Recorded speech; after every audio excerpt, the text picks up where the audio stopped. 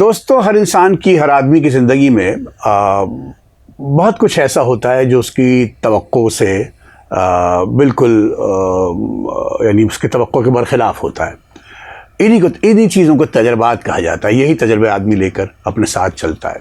بہت سی واقعات ایسے ہوتے ہیں جو اچانک آپ کو خوش کر دیتے ہیں، آپ کو توقع نہیں ہوتی کہ یہ کیسے ہو گیا، اور بہت سے واقعات ایسے ہوتے ہیں جو آپ کو پریشانی میں، ہیجان میں مبتلا کر دیتے ہیں کہ اس کی تو مجھے کوئی، یہ اچانک رونما کیوں ہو گیا، اور یہ چیز سامنے کیوں آ گئی، اور میرے ساتھ ایسا کیوں ہو گیا۔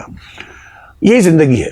زندگی کا یہ جو پراسراریت ہے، زندگی کائنات میں اتنا کچھ، شیکسپیئر کے ہاں آپ کو اس طرح کے بہت حوالے ملیں گے کائنات کی پراسرار باتوں کے۔ کائنات میں اتنا، ہمارے ایک پریس کلب کے ساتھی تھے، اس دنیا سے چلے گئے، ان کا نام تھا انیل دتا۔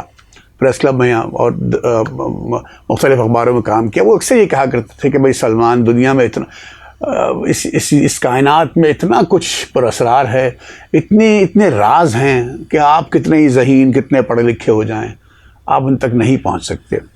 نیّر مسعود میرے سب سے پسندیدہ اردو کے ادیب ہیں۔ ان کی کہانیاں اگر آپ نے نہیں پڑھی تو میرے کہنے پہ ضرور پڑھیں، اور ان کے مضامین بھی بہت لائق آدمی تھے۔ ساری زندگی لکھنؤ میں رہے، وہی انتقال ہوا، 6-7 برس پہلے انتقال ہوا۔ نیّر مسعود کا ایک مضمون ہے عجائب کے نام سے، جس میں انہوں نے 3-4 اسی طرح کے کچھ عجیب و غریب واقعات کا ذکر کیا ہے، جو عقل کو، یعنی آپ ششدر رہ جاتے ہیں کہ یہ ہوا، کہ یہ کیا کیا، اس کا مطلب کیا ہے، یہ بات کیسے ہوئی، ممکن کیسے ہے۔ 2 واقعات جلدی سنا دیتا ہوں۔ یقیناً آپ سب کی زندگی میں بھی اس طرح کا کچھ نہ کچھ ہوا ہوگا۔ میری زندگی میں بہت سے ایسے واقعات ہیں۔ مثال کے طور پر ایک واقعہ مرزا بیدل کا انہوں نے لکھا ہے شروع میں ہی، کہ مرزا بیدل کے لیے کسی مشہور پینٹر نے ان کا پورٹریٹ بنایا، اور بہت جیسے ان کو اچھا لگا، اپنے ساتھ رکھتے تھے وہ پورٹریٹ، اپنی تصویر، اپنی پینٹنگ۔ اس کے بعد کچھ دن بعد وہ بیمار پڑ گئے، شدید بیمار ہو گئے، بستر سے اٹھا بھی نہیں جاتا تھا، بیمار پڑ گئے۔ تو اسی لاغر حالت میں، اسی کمزور حالت میں ان کا خیال آیا کہ اپنا پورٹریٹ دیکھوں، اپنی تصویر دیکھوں۔ تو تصویر کے پاس گئے تو دیکھا کہ تصویر اب جگہ جگہ سے کچھ میلی سی ہوئی بھی ہے، سمجھ میں نہیں آ رہی، کچھ گدلی ہوئی بھی ہے، خراب ہو گئی ہے۔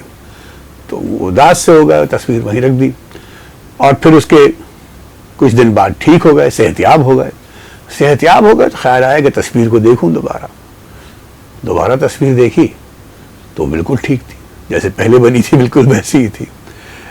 ایک واقعہ تو یہ ہے۔ دوسرا واقعہ مرزا ہادی رسوا سے متعلق ہے۔ جو جب نوجوان تھے مرزا ہادی رسوا، تو وہ اپنے کسی دوست کے ساتھ پڑھتے تھے، ظاہر پرانی بات ہے، پڑھتے تھے تو وہ اس کے گھر جا کے پڑھتے تھے، تو شمع جلتی تھی، شمع کی روشنی میں، موم بتی کی روشنی میں۔ تو ایک دن اکیلے تھے اور موم بتی بار بار بجھ رہی تھی، شمع بجھ رہی تھی، تو وہ اس کو جلا رہے تھے۔ اکسانے کا لفظ استعمال کیا نیّر مسعود صاحب نے، تو جلا رہے تھے، اور لیکن وہ بار بار بجھ جاتی تھی۔ تنہا کر چھوڑ دیا تو اچانک ان کو محسوس ہوا کہ ان کے برابر لیٹ گئے، تو برابر کے پلنگ میں کوئی خاتون لیٹی ہوئی تھی، زیور وغیرہ پہنے، اور وہ گھبرا گئے، ہٹانے کی کوشش کی تو وہ ان کے سینے پہ سوار ہو گئی، ان کو یہاں گردن سے پکڑ لیا، دبوچ لیا۔ اب ان کو جتنی بھی جو کچھ بھی روحانی چیزیں یاد تھیں، اور وہ سب پڑھتے چلے گئے، اور بڑی مشکل سے وہ خاتون جو ہیں ادھر ادھر ہوئی۔ سویرے وہ جب دوست سے ملاقات ہوئی، تو دوست نے کہا یہ کیا ہے؟ تو انہوں نے کہا کہ بھائی یہ تو نشان کل رات کو عجیب واقعہ ہوا، ایک خاتون تھی، وہ چڑھ گئی، انہوں نے مجھے یہاں سے نوچ ڈالا۔ تو انہوں نے کہا کہ دوست نے کہا کہ مرزا تم فلسفہ پڑھتے ہو، اتنے پڑھے لکھے آدمی ہو، یہ کیسی باتیں کر رہے ہو، یہ کوئی یقین آنے والی بات ہے؟ تو ہادی رسوا نے کہا کہ بھائی میں تمہیں اپنا تجربہ بتا رہا ہوں، یہ میرا عقیدہ نہیں ہے، تم اسے میرا عقیدہ سمجھ رہے ہو، یہ میرا تجربہ ہے، یہ میرا تجربہ ہے، تم میرے تجربے سے کیسے انکار کر سکتے ہو؟ بالکل ویسے ہی جیسے تمہارے ساتھ جو تجربات ہوئے ہوں گے، میں اس سے کیسے انکار کر سکتا ہوں؟